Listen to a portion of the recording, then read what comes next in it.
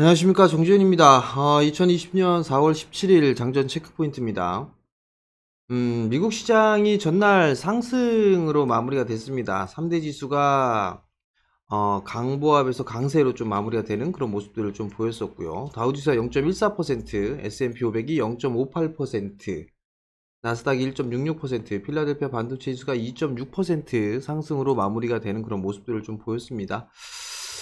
대체적으로 미국 시장을 좀 보게 되면 마이크로소프트라든가 아니면 애플, 그다음에 테슬라, 그다음에 아마존, 이런 기업들이 상승을 해주면서 마무리가 되는 그런 모습들을 좀 보였었어요. 상대적으로 이 금융주들이 좀 약한 그런 모습들을 좀 보였습니다. 그렇기 때문에 한국 시장에 있어서 은행주들이나 이런 종목군들 같은 경우는 미국 시장의 영향을 좀 받아갖고 약세를 좀 기록할 수도 있다라는 거, 이 부분들 좀 기억을 하셔야 될 것 같고요. 코로나 이슈에 있어서 크게 이제 영향을 좀 덜 적게 받는 뭐 그런 기업들이 상승을 해주는 그런 모습들을 좀 보여주고 있는데, 대표적으로 뭐 아마존이 좀 볼 수가 있겠죠. 아마존이 사상 최고가를 좀 기록을 하면서 금일도 4.3%대 상승을 해주는 그런 모습들을 좀 보였습니다.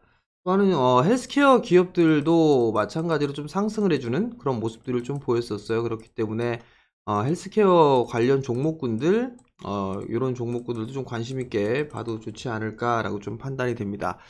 대체적으로 미국 시장의 흐름들은 양호하게 좀 진행이 되고 있는 그런 상황들이에요. 다우지수가 좀 제일 약한 그런 모습들을 좀 보여주고 있는 그런 상황들이죠.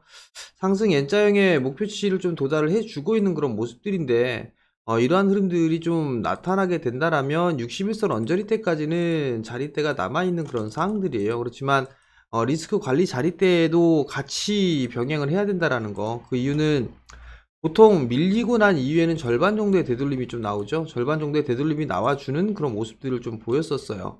상승 N자형으로 하게 된다라면, 이렇게 흐름들을 보이게 된다라면 약 한 24,800 정도 때까지는 흐름들이 좀 목표치가 나와줄 수도 있는 그런 상황들인데, 만약에 올라가는 부분들이 요만큼이라면 밀릴 수 있는 부분들은 더 크게 밀릴 수 있는 그런 상황들이에요. 그렇기 때문에 리스크 관리 자리대를 잡고 보는 전략이 좀 좋지 않나라고 좀 판단이 되고요. 나스닥 시장 같은 경우 거의 얼추 61선 자리 때까지는 넘어온 그런 상황들이에요. 상승 N자형의 목표치가 도달을 해주고 난 이후에 하루 쉬었다가 다시 움직여주는 그런 모습들이 좀 나와주고 있는데, 나스닥 시장은 상당히 좀 강한 그런 모습들을 좀 보여주고 있다라는 거. S&P 500 같은 경우도 다우지수와 별반 차이가 없는 그런 상황들이에요. 목표치가 도달을 해주고 난 이후에 다시 재차 상승 시도가 좀 나와줄 수 있습니다만, 한 61선 언저리 때까지는 상승의 흐름들이 좀 나올 수 있다. 그렇게 좀 보시면 좋지 않을까라고 좀 판단이 됩니다. 코로나 이슈하고는 좀 덜 민감한 그런 종목군들, 업종들이 상승을 해주는 그런 모습들을 좀 보여주고 있는 그런 상황들이에요. 지금 미국 선물 시장이 상승을 해주는 그런 모습들이 좀 나타나고 있어요. 다우지수 같은 경우는 1.4% 가까이, 나스닥 100 지수는 0.77% 정도 상승을 해주는 그런 모습들을 좀 보여주고 있고, 미니 나스닥 같은 1.6%대 상승을 해주고 있는데, 이 상승에 대한 요인을 좀 살펴보게 된다라면, 렘데시비르에 대한 얘기가 좀 나왔었어요. 길리어드 사이언스 에볼라 치료제죠.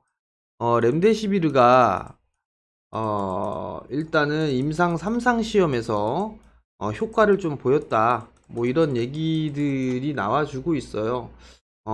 한국 시간으로 오전 6시 35분경에 발표가 좀 됐던 것 같아요. 그러면서 시간 외에 급등을 해주는 그런 모습들을 좀 보여주고 있는 그런 사항들이고, 일단 어떠한 부분들이냐면, 시카고의 한 병원에서 진행을 하고 있는 그런 사항들인데, 렘데시비를 투여한 결과 심각한 증상을 보인 환자들이 빠르게 뭐 회복을 해주고 있다, 뭐 이러한 얘기들이 좀 나왔었고요. 거의 모든 환자가 일주일 이내에 퇴원을 했다, 뭐 이런 얘기들을 좀 했었어요.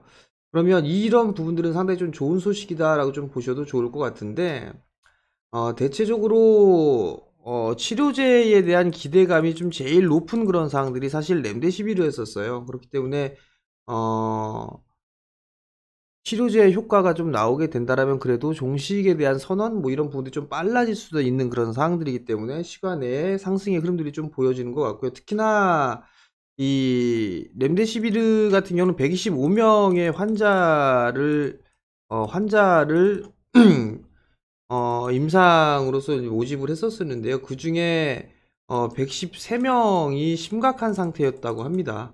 근데 이제 여기서 사망자 수는 2명 정도 사망을 했고 대부분은 호전된 그런 결과물이 좀 나타났다라는 그런 얘기들이 좀 전해지면서 길리어드 사이언스의 렘데시비르가 치료제로 급부상할 수 있는 그런 부분들이 나왔습니다.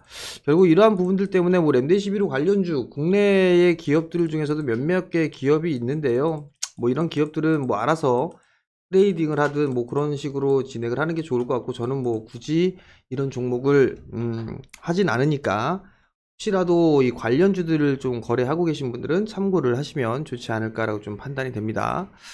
국내 시장으로 좀 돌아와서 보게 된다라면 한국 시장, 미국 시장도 마찬가지고 한국 시장도 마찬가지고 잘 버텨주고 있는 그런 모습들이에요, 사실. 목표치로 따져보게 되면 이런 식으로 목표치가 좀 남아 있어요. 남아 있는데 하락 부분들에 있어서의 절반 되돌림 자리대가 일단 나왔잖아요, 그죠? 상승을 해주게 된다면 좀 더 올라갈 수 있지만 하락을 하는 그런 모습들에 있어서는 21선 자리대까지 밀릴 수도 있는 그런 상황들이에요. 근데 이제 시간이 지나면서 21선에 대한 부분들은 더 움직여주는, 더 위로 올라가겠죠? 지지에 대한 부분도 좀 더 낮아질 수 있다라는 거, 그 부분도 좀 기억을 하시면 좋을 것 같고, 어찌됐든 간에 추가적인 상승 시도는 좀 나와줄 수 있으나 제한적이다라는 부분들을 좀 기억을 하시면 좋을 것 같고, 지수에 대한 부분들보다 종목에 포커스를 좀 맞추셔야 될 것 같아요. 종목에 있어서의 포커스를 맞추는, 즉 종목장으로 진행이 되는 그런 모습들을 좀 보여줄 것이다 라고 좀 생각을 하시면 좋을 것 같은데, 최근 들어서 흐름들을 좀 보게 되면 삼성전자를 좀 잡아 놓고 있는 모습이에요.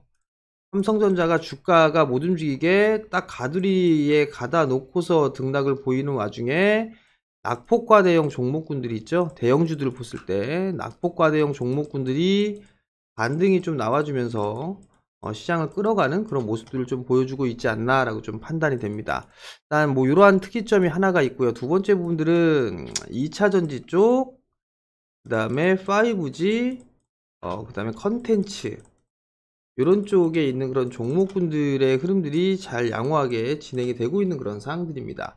지금 시장에서의 주도 섹터로 보게 되면 5G가 주도 섹터예요. 여전히 차트를 살려놓은 그런 상황들이기 때문에 일단은 주도 섹터로 좀 볼 수가 있는 그런 상황들인데, 일단 조정을 받았을 때에 좀 여전히 관심 있게 좀 볼 수 있는 그런 전략이 좀 필요하지 않나라고 좀 판단이 됩니다.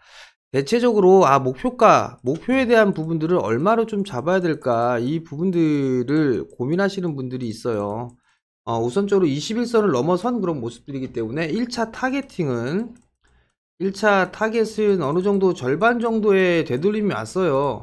절반 정도의 되돌림이 왔는데 여기 이 이유에서 추가적으로 상승을 하게 된다면 61선을 기준으로 해서 보는 전략이 좋지 않을까라고 좀 판단이 되거든요. 그렇기 때문에 지수처럼 밀렸다가 움직임이 나왔을 때는 61선 언저리에서는 한 번쯤은 덜어주는 전략이 좀 필요하지 않나라고 좀 판단이 됩니다. 시장이 반등이 나오면 이제는 조정을 서서히 염두를 해두는 그런 전략을 좀 마음 한켠에는 가지고 있는 게 좀 좋을 것 같아요. 그렇기 때문에 그 조정에 대한 부분들은 항상 마음에 염두를 해 두시되, 크게 과거처럼 3월처럼 급락이 나올 수 있는 그런 부분들은 없어요. 이런 급락이 나올 수 있는 그런 부분들은 아니니까 가지고 가야 될 주식과 가지 말아야 될 주식, 이런 부분도 좀 구분을 하는 전략이 좀 좋지 않나라고 좀 판단이 됩니다. 단기적으로 급등이 나왔었던 종목군들, 뭐 테마주라든가 이런 기업들 같은 경우는 항상 리스크 관리 자리대를 좀 잡고 보세요. 공부를 하지 않은 상태에서 테마주를 거래하는 것 자체가 상당히 좀 위험하다라고 좀 판단이 됩니다. 그러니까 이게 테마주를 하는 그런 부분들이 빨리 수익을 내기 위해서 진행을 하는 게 아닌가라고 좀 판단이 되는데요. 빨리 수익이 날 수 있는 만큼 빠른 손실도 볼 수 있다라는 거, 그 부분들을 좀 기억을 하셨으면 좋겠습니다. 오늘 뭐 관심 있게 좀 봐야 될 섹터는 마찬가지인 것 같아요. 뭐 컨텐츠 쪽, 그 다음에 오늘 5G 쪽이 한 번 더 치게 된다라면 요건 한 번 좀 덜어줘야 될 부분들, 그 다음에 2차 전지 쪽도 마찬가지로 한 번 더 오늘 추가적으로 상승이 나오게 된다라면 이쪽도 좀 챙겨가면서 보는 그런 전략이 좋지 않나라고 좀 판단이 되니까 그 점 좀 기억을 하시고, 오늘 아마 갭상승 출발을 하고 난 이후에 수급적인 부분들을 좀 계속적으로 체크를 좀 하셔야 될 것 같아요. 다시 잠깐 수급을 보게 되면 다시 외국인의 좀 매도세가 많이 늘어났어요. 감소되는 그런 모습들을 좀 보이다가 다시 늘어나는 그런 모습들을 좀 보였었는데, 이 부분들에 있어서는 일단 외국인에 대한 수급적인 부분들, 기관 쪽이 매수를 해주는 것보다는 외국인 쪽에서 매수 전환되는 그런 시도가 더 좋지 않나, 시장에는 그렇게 좀 판단이 되기 때문에 외국인 쪽의 수급은 지속적으로 좀 체크를 해보는 그런 전략이 좀 좋다. 그리고 지수에 대한 흐름들보다는 종목장으로 시장을 좀 보자라는 거 의견을 좀 말씀을 드려보도록 하겠고, 지수의 목표치는 도달했다 기본적으로. 대신에 이제 지수에 대한 흐름들보다는 종목장이다. 그리고 그 종목장에 있어서는 어닝 시즌으로 좀 들어가는 그런 사항들이기 때문에 실적주들 위주로 좀 관심을 가져야 된다. 뭐 요 정도를 좀 기억을 하시면 좀 좋을 것 같고요. 또 하나는 증시에 대한 자금 추이가 신용이 좀 급증을 해주는 게 이게 조금 찝찝해요. 생각보다 좀 빠르게 증가를 하고 있다라는 거, 그 부분들이 좀 부담 요인이 아닌가라고 좀 판단이 되는데, 신용으로 가급적이면 거래하지 말자라는 거, 그 말씀을 좀 드리고 싶고요.